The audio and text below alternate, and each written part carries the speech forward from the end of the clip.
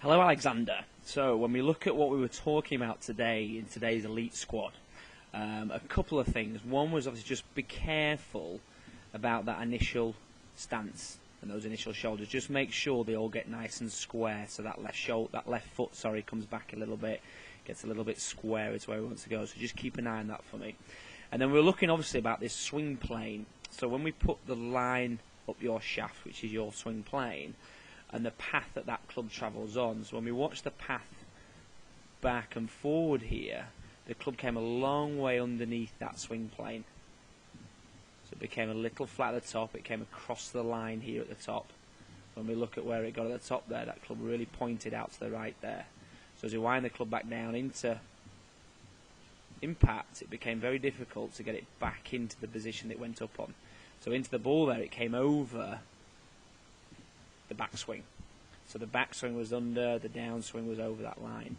So when we look at the difference between that compared to when we had the drill up there on the right hand side there, so the big difference here in having the NMS on the floor, so your feet are a lot squarer.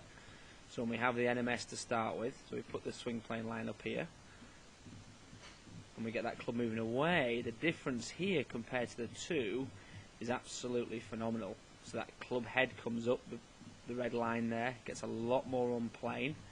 So at the top of the swing, it's perfectly parallel to where you're trying to get the golf ball to go, so it's nicely on plane.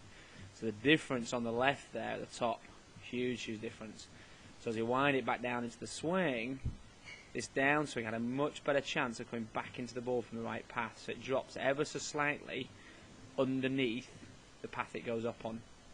So the difference between those two, absolutely phenomenal. Huge difference. And that in turn will help that movement into the ball. So as we wind up to the top, this was you just doing the drill with the NMS into the downswing. We didn't move forward as much. So it became a lot easier to create that much better impact position.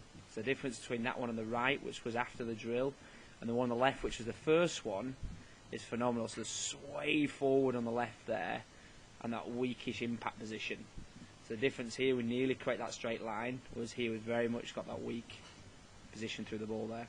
So keep practicing for me, keep really focusing on that swing plane, and we'll go from there. So well done, Alex.